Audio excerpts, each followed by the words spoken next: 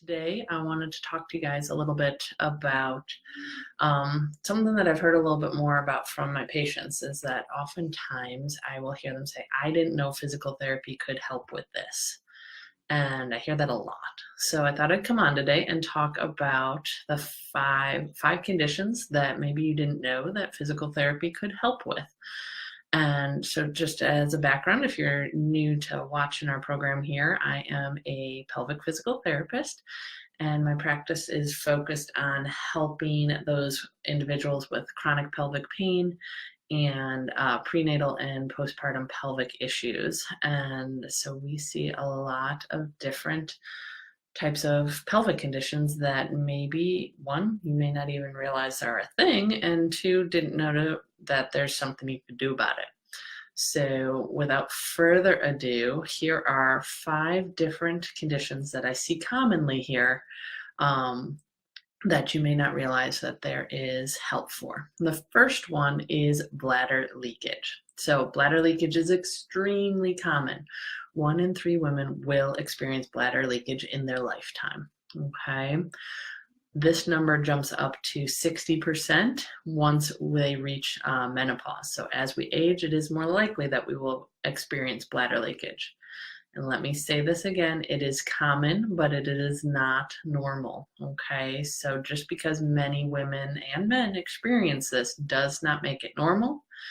Don't let anyone tell you that your leakage is normal and that the only option is to buy pads. There are things that you can do, and often conservative treatment options like physical therapy are very helpful for alleviating bladder leakage. So don't just assume, oh, I've had a baby, I'm going to have bladder leakage. Oh, I'm getting older, I've gone through menopause, I'm going to have bladder leakage. There's nothing I can do about it. That is incorrect. There are things that you can do. And like I said, oftentimes partnering up with a pelvic physical therapist is very helpful. So that is condition number 1 that you maybe didn't know that physical therapy could help with. Second condition that you maybe didn't know physical therapy could help with would be pain with sex. So we work a lot with women and men who are dealing with painful intercourse. And this happens at many points in their lifetime. We've worked with women who have never been able to have intercourse because it's always been painful. Some women, it becomes painful after they've had a baby, and other women, it becomes painful later on in life. And there can be many different reasons that cause pain with intercourse. One study reported that sexual dysfunction is reported by up to 43% of women when they are asked by their healthcare providers. But many women often kind of quietly accept the fact that their pain with intercourse is just going to be a normal part of their life, and they never bring it up with their provider, or their provider doesn't openly ask them about it. So please, if you take anything from this, know that pain with intercourse is not normal. It is not something that you have to accept. And there are things that you can do about it. Again, one of them maybe being working with a pelvic physical therapist. So please know that there's help out there. And if you have talked to your healthcare provider and you're not getting good advice or told to just drink a glass of wine and deal with it, know that there are other options and continue to seek out good qualified care. All right, so there's my first 2 things you didn't know physical therapy could help with. And our third one is bowel issues. We're just talking about all sorts of fun stuff today. So bowel issues can fall into 2 categories.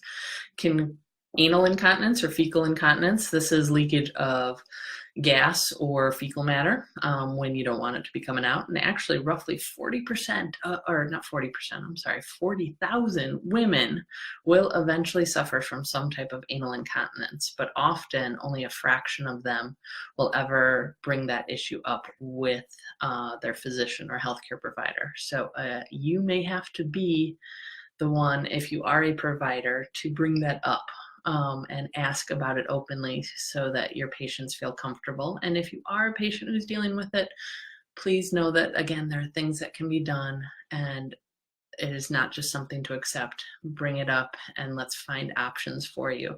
Because one of the options, again, may be partnering up with a pelvic physical therapist. And so that's on the leakage side of it.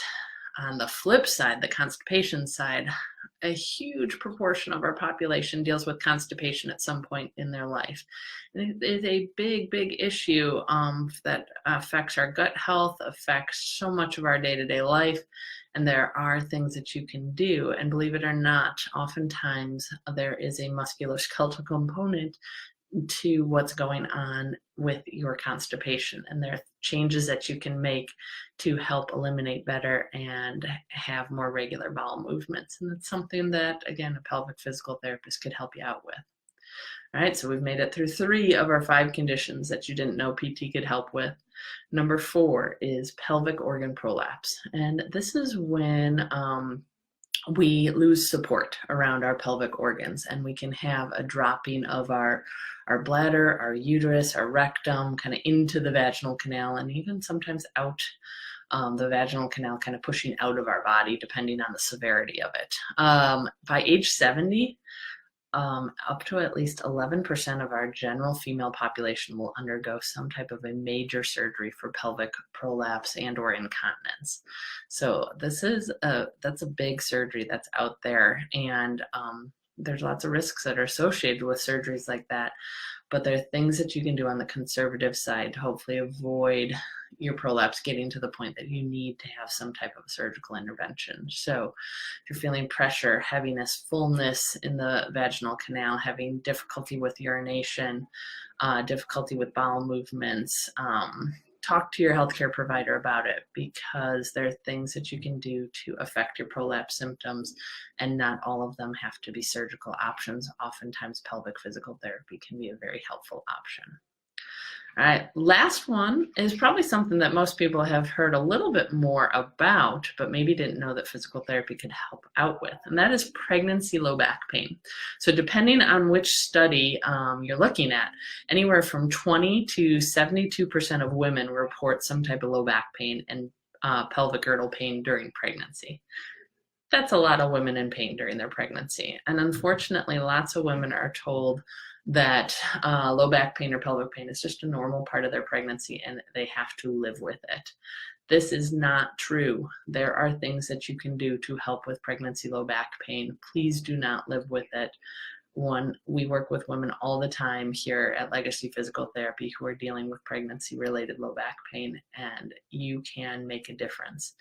So I do not want any woman having to suffer unnecessarily because they didn't think there was an option, or their healthcare provider said just deal with it. There are things that you can do.